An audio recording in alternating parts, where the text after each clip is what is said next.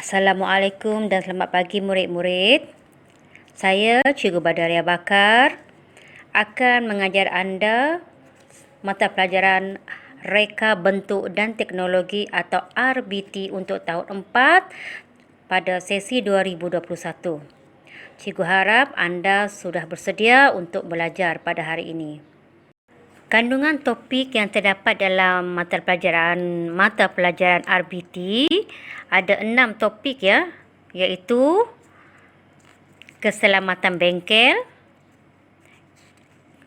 pengenalan kepada reka bentuk, yang ketiga pengenalan kepada teknologi, yang keempat reka bentuk pembungkusan, yang kelima reka bentuk makanan, dan yang keenam adalah reka bentuk kita akan masuk kepada topik yang pertama, iaitu keselamatan bengkel.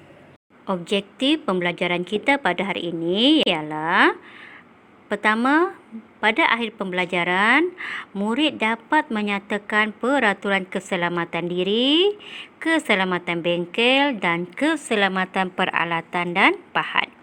Manakala yang kedua, murid dapat menerangkan maksud simbol dan tanda keselamatan. Seterusnya, kriteria kejayaan yang perlu anda capai adalah murid dapat menyalin semula peraturan keselamatan diri, bengkel, peralatan dan bahan dalam buku tulis. Yang kedua, murid dapat menulis maksud bagi setiap simbol dan tanda keselamatan. Murid-murid, mari kita sama-sama membaca dialog yang terdapat pada halaman 2 buku teks. Okey, tajuk dia keselamatan bengkel. Kita baca sama-sama ya murid-murid. Cikgu Nasir dan murid tahun 4 Alfa berada di luar bengkel reka bentuk dan teknologi. Murid-murid, hari ini kita akan masuk ke dalam bengkel reka bentuk dan teknologi. Sebelum masuk, letakkan dan susun beg kamu di sana. Mengapa kita perlu meninggalkan beg di luar bengkel, cikgu? Beg akan menghalang laluan dan ruang kerja akan menjadi sempit. Cikgu, apakah yang akan kita lakukan di dalam bengkel ini? Banyak aktiviti yang dapat kamu lakukan di sini. Seronoknya cikgu, ini kali pertama kami dapat masuk ke bengkel. Di sini ada peraturan untuk menjaga keselamatan kita. Kita hendaklah mematuhinya. Setelah membaca dialog tersebut, boleh tak murid-murid kena pasti apakah peraturan yang terdapat yang sepatutnya kita patuhi semasa berada dalam bengkel? Ya, yang pertama, kita tidak boleh membawa masuk beg ke dalam bengkel. Kamu hendaklah meletakkan beg kamu di luar bengkel. Kenapa murid-murid? Ya, pertama ia akan menghalang laluan dan ruang bengkel kita akan menjadi sempit. Kemalangan mungkin akan berlaku. Itu adalah salah satu contoh peraturan yang mesti dipatuhi. Seterusnya, cuba murid-murid rujuk pula buku teks muka surat 4 ya, halaman 4. Okey, tajuk dia peraturan keselamatan ya. Murid-murid sama-sama kita baca. Okey, peraturan keselamatan bengkel. Peraturan keselamatan perlu diamalkan ketika berada di dalam bengkel RBT. Kemalangan boleh berlaku jika kita tidak mematuhi peraturan keselamatan. Mari kita berbincang dengan rakan-rakan tentang peraturan di dalam bengkel. Yang pertama, buka semua pintu dan tingkap bengkel sebelum memulakan aktiviti. Yang kedua, patuhi semua tanda keselamatan di dalam bengkel. Seterusnya, letakkan beg di tempat yang telah disediakan di luar bengkel. Yang keempat, gunakan alatan dan bahan setelah mendapat kebenaran guru. Maksudnya, kamu tidak boleh menggunakan apa-apa peralatan pun sebelum mendapat kebenaran guru. Patuhi arahan dan makluman daripada guru sebelum masuk ke dalam bengkel. Dan seterusnya, bersihkan meja kerja dan bengkel setelah selesai melakukan aktiviti. Itu hanya sebahagian. Kita akan lihat nanti ada banyak lagi peraturan yang perlu dipatuhi. Baiklah, cuba murid-murid lihat pula buku teks halaman 6 untuk peraturan keselamatan diri. Peraturan keselamatan diri iaitu mesti dipatuhi untuk menjaga keselamatan diri ketika berada atau ketika melakukan aktiviti di dalam bengkel. Yang pertama, bagi murid yang bertudung, ikat atau masukkan tudung ke dalam apron. Apa tu apron, murid-murid? Cuba lihat dalam gambar. Yang kedua, bagi murid lelaki pula.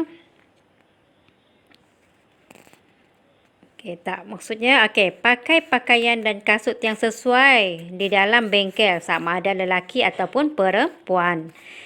Tidak dibenarkan memakai selipar ataupun tidak memakai kasut. Sebab kaki kita akan terdedah dengan bahaya. Kemudian yang ketiga, bagi murid yang tidak memakai tudung, murid perempuan tidak memakai tudung, pastikan rambut anda diikat dengan kemas. Itu peraturan diri. Cikgu akan tambah lagi, bagi yang memakai tali leher pun mesti masukkan tali leher ke dalam apron. Satu lagi, lengan panjang bagi murid lelaki atau perempuan yang berlengan panjang mestilah dilipat supaya tidak menghalang kita semasa melakukan kerja. Baiklah. Satu lagi yang cikgu ingat. Tidak dibenarkan memakai barangan kemas, termasuklah jam tangan. Jam tangan hendaklah ditanggalkan, disimpan. Tidak boleh pakai semasa melakukan aktiviti dalam bengkel. Baiklah murid-murid, seterusnya rujuk halaman 7, peraturan keselamatan bahan.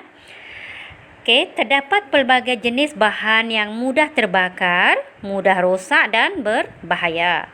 Yang berikut ialah peraturan keselamatan bahan yang perlu dipatuhi.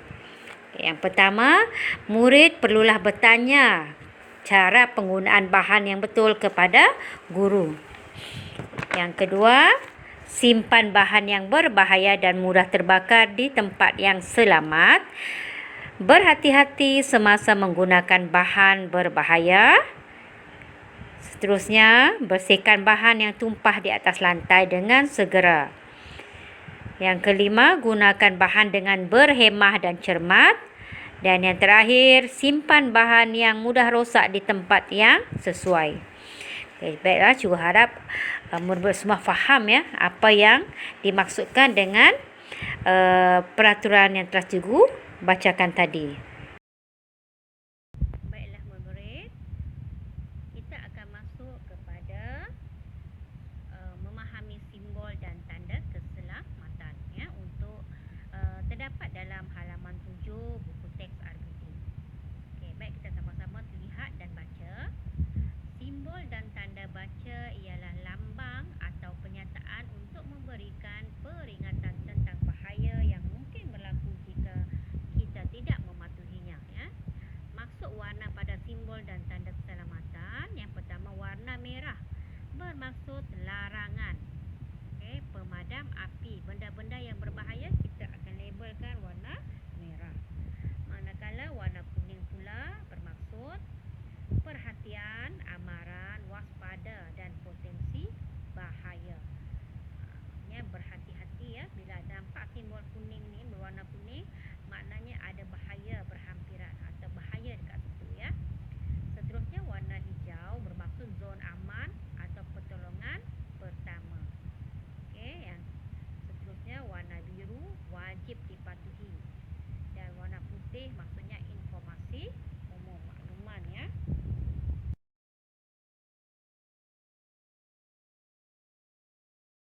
Okey, murid-murid sila rujuk halaman 8. Masih lagi dalam tajuk simbol dan tanda keselamatan. Okey, nampak tak ada beberapa simbol ya? Okey, ada 7 simbol. Okey, kita lihat satu persatu. Okey, semua simbol ini adalah untuk keselamatan. Sentiasalah mengutamakan keselamatan ketika berada di kawasan tersebut ya. Okey, cuba lihat gambar yang pertama, simbol yang pertama, tempat berkumpul. Okey. Seperti yang kita pernah buat di sekolah ya, semasa latihan kebakaran ya.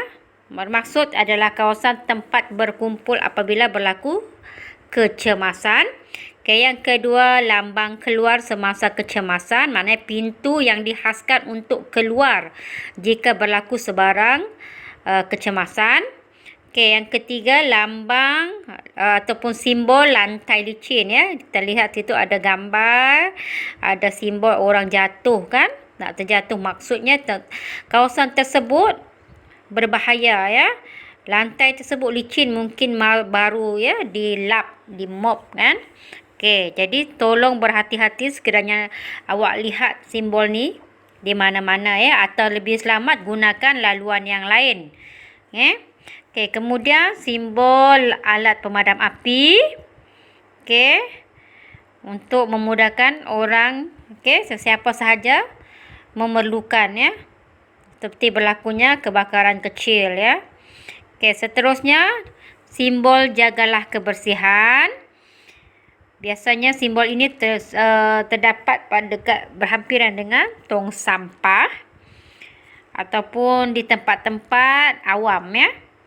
Okey, seterusnya lambang ada gambar api kan. Bermakna maksudnya bahan tersebut mudah terbakar. Okey, contohnya stesen minyak kan. Okey, dan yang terakhir kawasan larangan merokok. Okey, biasanya di tempat-tempat awam, hospital dan sebagainya. Baiklah murid-murid, sebelum cikgu mengakhiri pelajaran kita pada hari ini, okey, cikgu nak ingatkan tentang latihan yang perlu awak siapkan. Okey, yang pertama, awak kena salin semula setiap peraturan keselamatan yang telah kita pelajari pada hari ini ya. Okey, rujuk slide latihan yang telah cikgu sediakan. Awak boleh print ataupun tulis semula dalam buku. Dan yang kedua, tulis maksud bagi simbol dan tanda keselamatan yang telah kita pelajari pada hari ini. Okey. Sekiranya awak dah menyiapkan semua latihan, bolehlah hantar kepada cikgu melalui Telegram ini ataupun personal. Okey, cikgu akan membuat penilaian dan merekodkan markah yang kamu layak dapat dalam rekod cikgu ya.